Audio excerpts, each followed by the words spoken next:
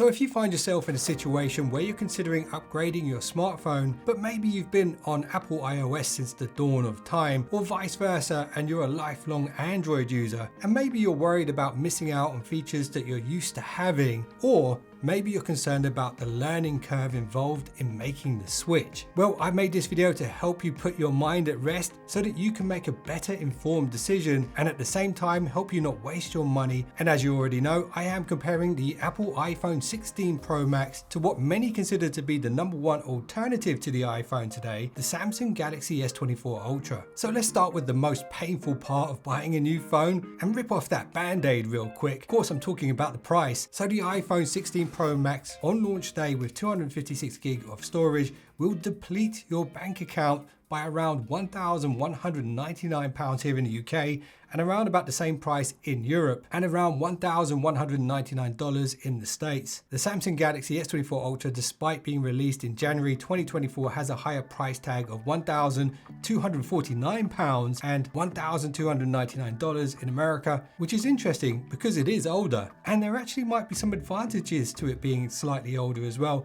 which we'll get into if you stick around to the end. So Samsung are, of course, aware of Apple's release, so they're likely to run various offers to balance out the price difference. For example, right now here in the UK, if you buy a Samsung Galaxy S24 Ultra, they will throw in a free Chromebook with your purchase. So that could be an instant win for the Samsung because Apple are well known for never giving anything away for free. Okay, so let's move on to the most important thing for most people. It is, of course, the part of the phone that you're going to look at every day, the display. Apple does, in fact, use Samsung displays on their phones, but sometimes they do get exclusives like slightly brighter or newer displays than Samsung's own devices, which is pretty interesting. So the iPhone 16 Pro Max has a 6.9-inch LTPO AMOLED with 460 pixels per inch with a peak brightness of 2000 nits, and it does have the ability to turn the refresh rate down to just 1 Hz when the screen is idle or in always on display mode, and this helps save power. In terms of how it looks really nice, but not massively different from the iPhone 15 Pro Max. However, Apple has improved the screen to body ratio. It's now 91.4% screen to body, resulting in thinner borders all the way around the display. But if you are coming over from an Android device, a bitter pill to swallow might be the interruption on the display, with that camera cutout being quite large. But there are some upsides to this cutout, and we'll come back to that. Now, the Samsung Galaxy S24 Ultra is actually 0.1 inch smaller on the diagonal, but somehow the display feels bigger, and this could be due to the more angular squared off corners compared to the iPhone's rounded corners. Of course, it's Samsung's own AMOLED that they're using, but this one is actually more pixel dense than the iPhone's at 505 pixels per inch, which means it does have 55 pixels per inch more than the iPhone 16 Pro Max. And it's also brighter at 2500 nits, so that's 500 nits brighter than the iPhone. However, the screen to body ratio is lower at 88.5%, and the punch hole here does also interrupt the display a little bit, but it's not quite as significant as the iPhones, and that's because it is a single camera. And the downside to this is the face unlock on the Galaxy S24 is a 2D unlock, but do keep in mind the face unlock is not the primary unlock method for the Galaxy. Now, regarding the actual quality and colors on the displays, if you knew what you were doing with the color calibration, you could make these look pretty much exactly the same. However, Apple don't really let you do that, and by default they enable their True Tone, which adds warmer tones to the screen, which some people might like, and all you can really do when it comes to color calibration is switch it off. Now, on the Samsung Galaxy, they seem to favor more cooler tones, but you do get tons of controls to calibrate the colors in depth if you really want to. Now, a little side note here is if you just want a phone that just looks great straight out of the box, either one of these will be more than enough for the average consumer. But the Samsung Galaxy does have a secret weapon when it comes to its display, which is honestly next level and exclusive, and you'll see what that is in a minute. But anyway, now let's move on to the next section, and as you know, not much can be achieved without speed and power, so let's talk about battery power and speed of delivery. So Apple prefers to keep this kind of thing private. They don't really tell you what size battery they use, so after digging around on the internet, I found that the iPhone 16 Pro Max now has a bigger battery, and it's increased by 5.5% compared to last year's model. And apparently the battery capacity is 4,568 milliampere. Now the Galaxy S24 Ultra, on the other hand, does have a 5,000 milliampere cell. However, there are several factors that can affect real world battery efficiency and battery life, so don't count out the iPhone 16 Pro Max just yet. Now let's talk about power delivery, aka charging. So the iPhone's peak charging speed, if you're using a compatible power adapter, is now 45 watts, which is the fastest it's ever been. Using a wireless charging mat is 15 watts. However, there is no reverse wireless charging here on the iPhone 16 Pro Max, so this means you can't charge your watch or your AirPods on the back. And if you are going to be using a wire to charge the iPhone 16 Pro Max, you can get it to 50% in around 30 minutes. Now on the Galaxy S24 Ultra, it has the same charging speeds at 45 watts and the same wireless charging speeds at 15 watts. However, the Galaxy S24 Ultra does support reverse wireless charging at 4.5 watts. So this does give it an advantage when it comes to charging on the go. If your earbuds run out, for example, you can literally just place it on the back of the device and at least get some juice out of your phone into your Galaxy Buds, for example. So that's a win for the Galaxy. And surprisingly, if you are using a 45 watt charger, you can get it to 65% in 30 minutes. So it's slightly faster, even though the wattage is the same. So I mentioned how efficiency affects battery. Well, let me attempt to explain this simply for you without getting too techie. So the iPhone has a few big advantages in this area because they have their own closed off ecosystem and software. And because all of their phones are kind of built with this same architecture, they can optimize the software and hardware to make the iPhone much less power hungry than many other phones with bigger batteries. And one of the most important aspects of this is the silicon that's used. So this is the beating heart and the mind of the device. And of course, Apple designed this in-house, and they've also had this 9 or 10 months of additional time to work on it since the Samsung released their phone back in January. So with the iPhone 16 Pro Max, they've got their A18 Bionic chip, and it's manufactured using a 3nm process. So this opens the door to better efficiency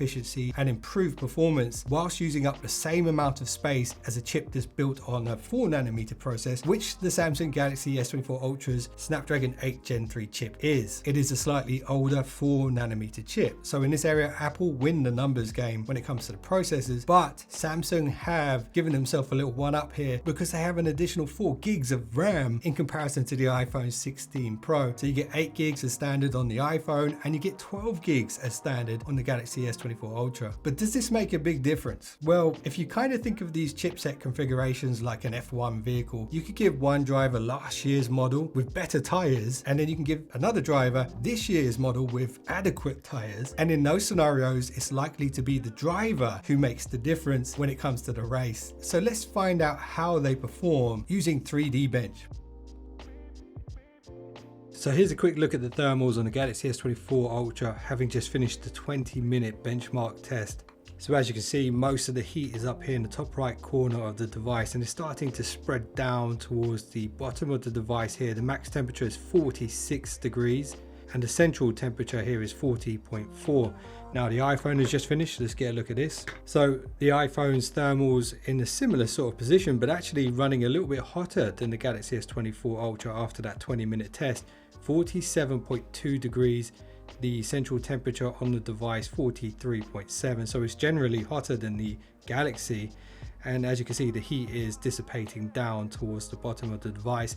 Now let's get a look at the actual scores. So this was the 3D Mark Steel Nomad Light stress test, 20 cycles, intense graphics for 20 minutes. And as you can see, the iPhone with its 3nm chip performed a little bit better than the Galaxy, with its best loop score being 1,825. The Galaxy is actually not that far behind with a higher score of 1,597. The lowest loop score is significantly lower than the iPhone, and you'll notice if you look at the graph here, the stress test graph, the iPhone peaks out on the first 2 cycles of this stress test, and then it actually plateaus really nicely, so it doesn't drop off quite so much as the Galaxy.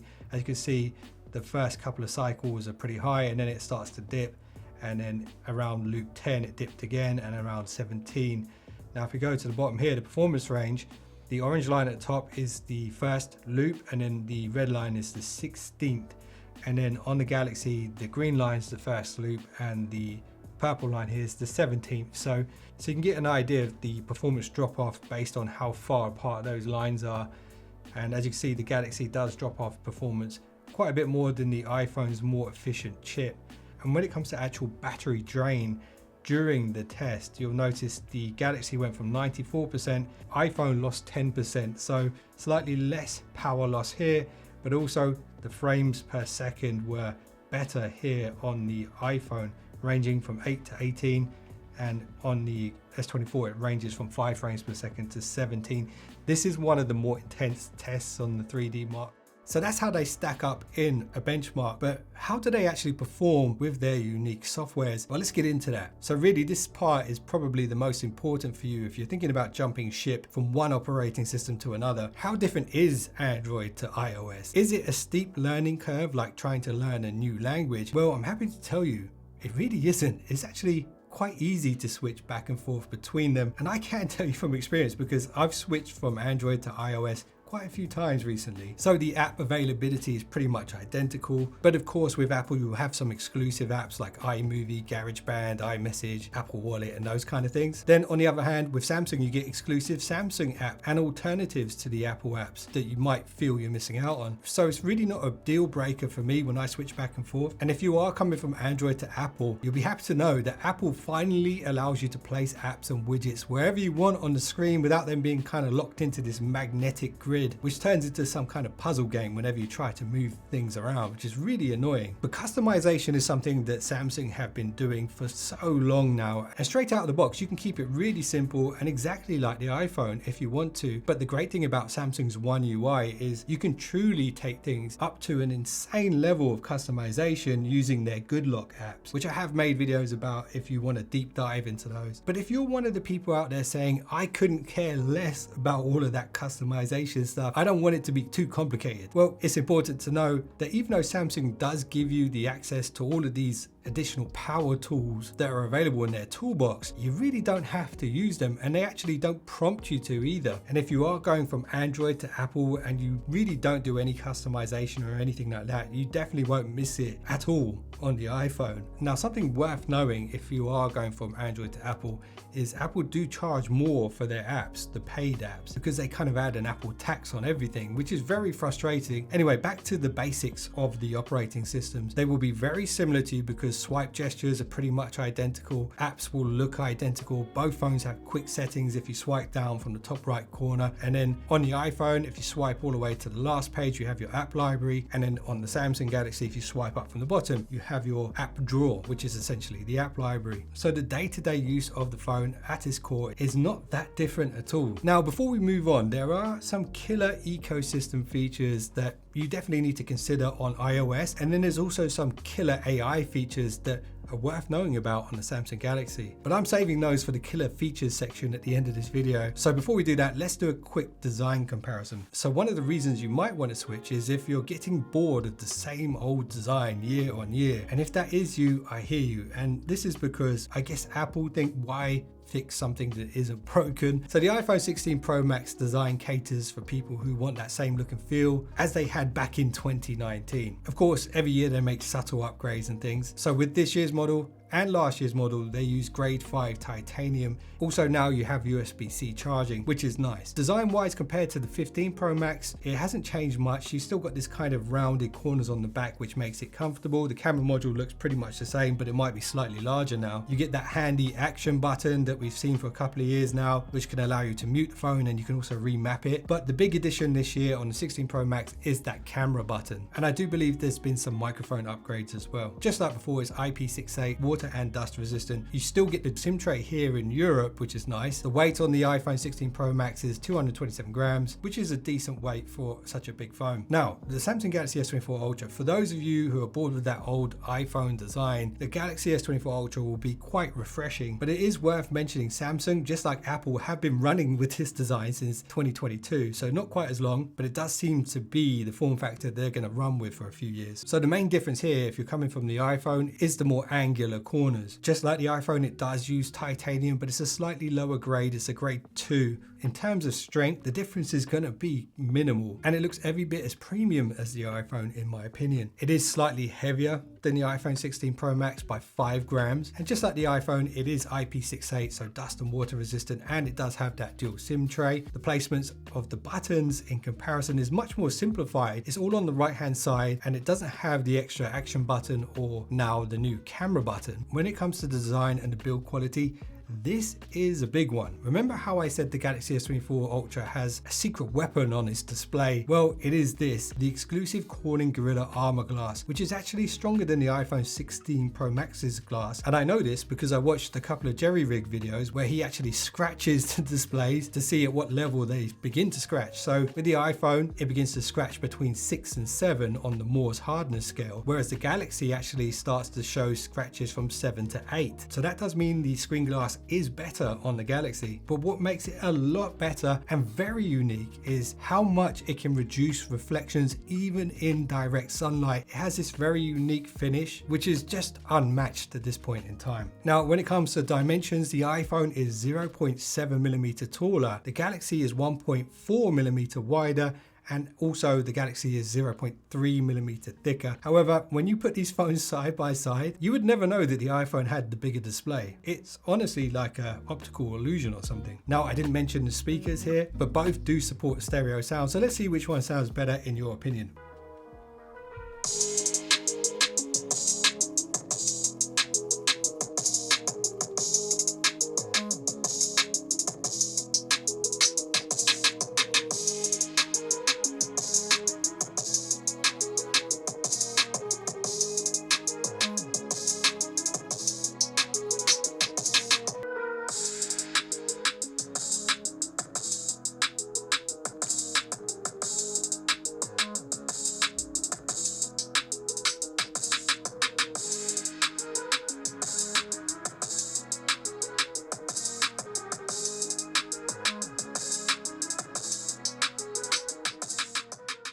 Okay, so now let's talk about the shooters, and I'm not going to do a full camera comparison here because I'm sure you've already seen a few of those, but do let me know in the comments if you'd like to see one of those from me. If I get enough requests, I'll make that. But anyway, let's keep it simple for now. The primary camera on the S24 Ultra is 200 megapixels and the iPhone 16 Pro Max is 48 megapixels. Now, it's important to know megapixels aren't everything. The optics, the coatings, the image signal processing, all of these things make a difference. And something else very, very important to consider is the actual size of the sensor itself and the pixel sizes used on the sensor. And when it comes to that, the actual sensor size and the pixel size, it's actually bigger on the iPhone primary camera. So looking at these two pictures, let me know which one you think looks better. Both of the phones do have periscope zoom lenses and they can do 5x optical. The iPhone uses a 12 megapixel sensor, but the Galaxy uses a 50 megapixel sensor, and it doesn't just have more megapixels this time, it's actually a larger sensor on the Samsung. However, the iPhone sensor uses larger pixels, so that's where it gets a bit confusing, but the best way to figure out which one's the best is to just use your eyes. So let me know which one looks better here. Now, one thing you need to know about the Galaxy's periscope zoom is it can go all the way up to 100x digitally. This might seem gimmicky to some people, but for me personally, it comes in handy on several occasions, particularly when trying to read things that are far away, like timetables or road signs. So zoom technically is a win for the Samsung. And here's what might be considered a win for the iPhone. It's the ultra wide. It's 48 megapixels. The Galaxy uses a 12 megapixel sensor here on the ultra wide. But like I said before, it's not all about the megapixels, because this time the pixel size on the sensor is actually bigger on the Galaxy.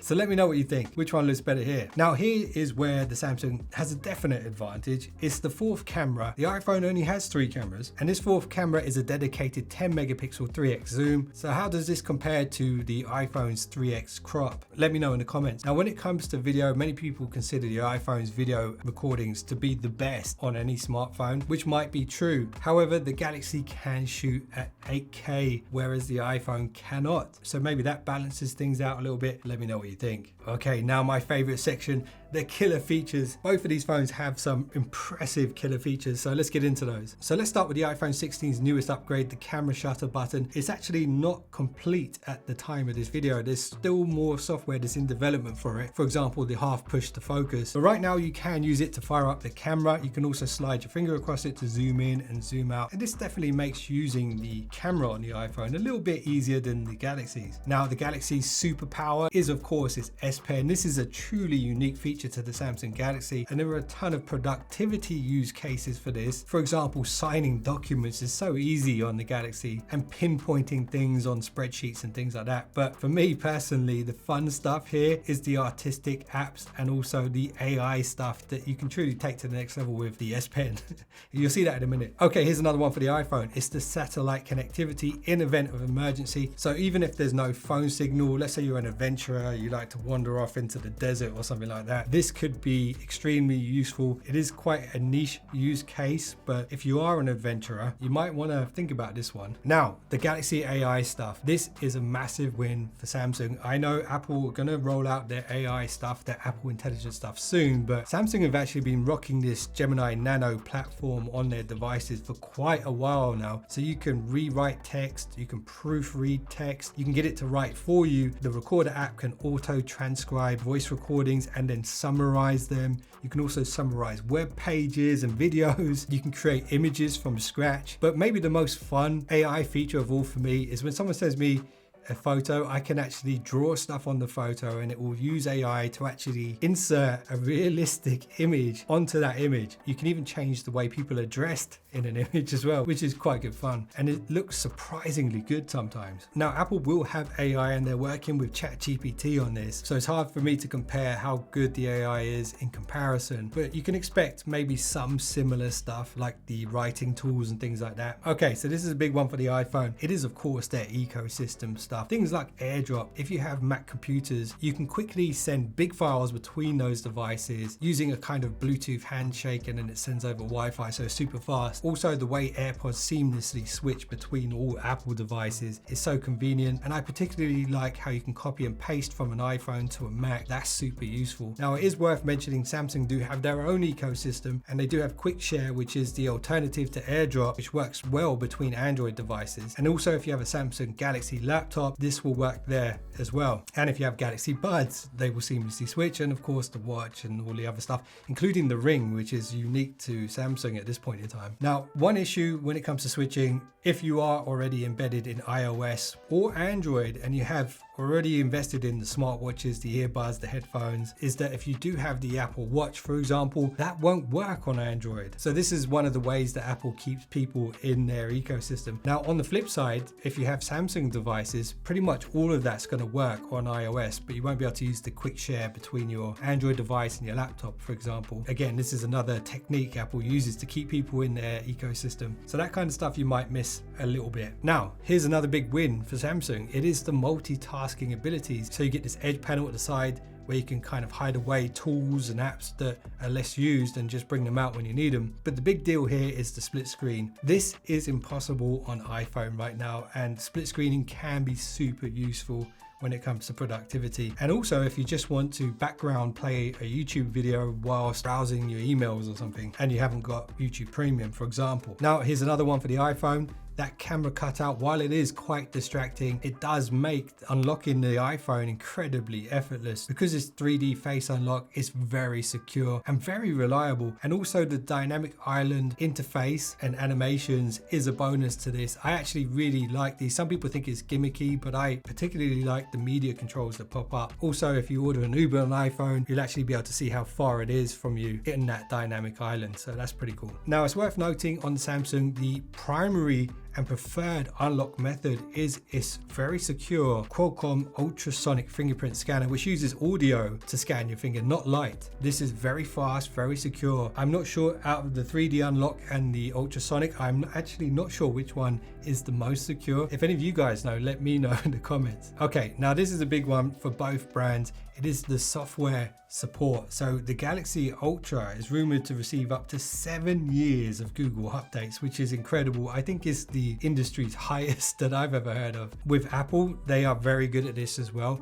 They promise at least 5 years of iOS updates, so that's good. But in comparison to that 7-year promise from Samsung, this means that if you're still using the Galaxy S24 in 2031, you'll still be able to download the latest Android operating system. That's quite incredible. Now, one thing that Apple really does well is their keyboard. It just works really well. The predictive text is very good. And if you do switch from iOS to Galaxy, one of the things you might find a little tedious is the Samsung Galaxy keyboard. It's not quite as fluid when it comes to autocorrect and things like that, but it does have AI tools built into it, so that's a bonus. But here's a little tip: if you do decide to switch from Apple to Android, download the Gboard from Google if you're struggling with the Samsung keyboard, because that will make you feel much more at home. It's very similar to the Apple keyboard, and some people actually say it's better. Now, remember how I said the Samsung might actually have an advantage because it's a slightly older device, and that's because of the updates made to the device after it was released. So if there were any issues with the camera or improvements that it needed, most of those will have been done by now. Whereas with the iPhone, the software might not be perfectly optimized for the hardware just yet, in terms of the camera, the performance, and definitely in terms of AI. So guys, there's a lot to consider here, and if you're thinking about making the switch, my best advice to you is weigh up the pros and cons in this video, tally up a score sheet and see which one wins, and definitely don't base your decision on the color of the bubbles. Because if you do that, you might regret it. So what's it going to be? iPhone or Galaxy? Let me know in the comments below. So I appreciate you guys for watching this one. I hope it's helped you. Let me know if it has or if it hasn't. If there's anything that I should add into future videos, love to hear that. And if you just subscribed, you're now one of the finest subscribers known to man, and I will see you in the next one. Don't be late.